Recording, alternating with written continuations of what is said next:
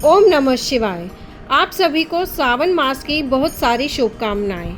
सावन मास की अमावस्या तिथि का विशेष महत्व है और इस दिन भगवान शिव और माता पार्वती के साथ पीपल की पूजा करने का भी विधान है।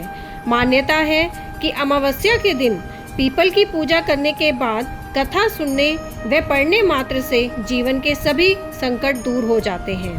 और आज है विशेष श्रावण मास की अमावस्या तिथि।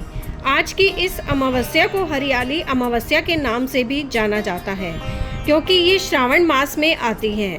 और इस हरियाली अमावस्या के 3 दिन बाद हरियाली तीज का पर्व आता है। तो चलिए आज की इस पौराणिक कथा का श्रवण करते हैं। आइए आज की कथा आरंभ करते हैं। एक समय की बात है, राजा महल में अपने परिवार के साथ सुखपूर्वक निवास किया करता था। उसका एक पुत्र था जिसकी शादी हो चुकी थी।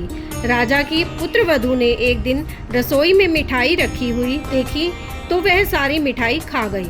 जब उससे पूछा गया कि वह सारी मिठाई कहाँ गई, तो उसने कहा, सारी मिठाई तो चूहे खा गए।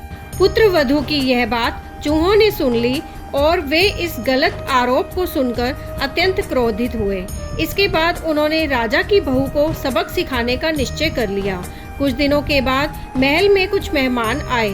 चूहों ने सोचा कि यह अच्छा मौका है राजा की पुत्रवधू को सबक सिखाने का। बदला लेने के लिए चूहों ने बहू की साड़ी चुराई और उसे जाकर अतिथि के कमरे में रख दी। जब सुबह सेवकों और अन्य लोगों ने उस साड़ी को वहां पर देखा तो लोग राजा की बहू के चरित्र के बारे में बात करने लगे। यह बात जंगल में आग की तरह पूरे गांव में फैल गई।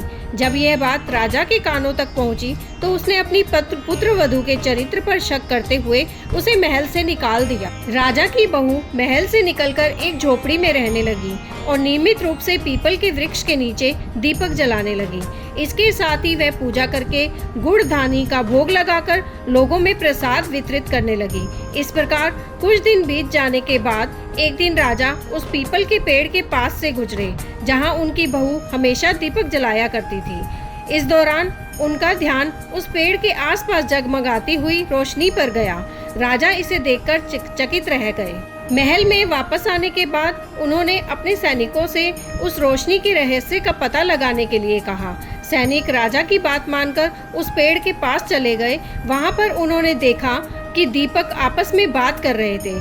सभी दीपक अपनी अपनी कहानी बता रहे थे। तभी एक दीपक बोला, मैं राजा के महल से हूँ। महल से निकाले जाने के बाद राजा की पुत्रवधू रोज मेरी पूजा करती है और मुझे प्रज्वलित करती। सभी अन्य दीपकों ने उससे पूछा कि राजा की बहू को महल से क्यों निकाला गया, तो उसने बताया कि एक दिन उसने मिठाई खाकर चूहों का झूठा नाम लगा दिया। इस पर चूहे नाराज हो गए और राजा की बहू से बदला लेने के लिए उसकी साड़ी अतिथि के कमरे में रखाए। यह सब देखकर राजा ने उन्हें महल से निकाल दिया। यह सब सुनकर सैनिक भी हैरान रह गए और महल वापस आकर उन्होंने राजा को पूरी कहानी सुनाई। यह सुनकर राजा को अपनी गलती का एहसास हुआ और उसने अपनी पुत्रवधू को महल में वापस बुला लिया। इस प्रकार पीपल के पेड़ की नियमित पूजा करने का फल राजा की बहू को मिला और वह अपना जीवन आराम से व्यतीत करने लगी। यहीं ये कथा समाप्त होती है। आगे की और कथा सुनने के लिए आपके अपने चैनल एस्ट्रो नॉलेज को सब्सक्राइब कर लीजिए ताकि आने वाले वीडियोस के नोटिफिकेशन आपको मिल सके।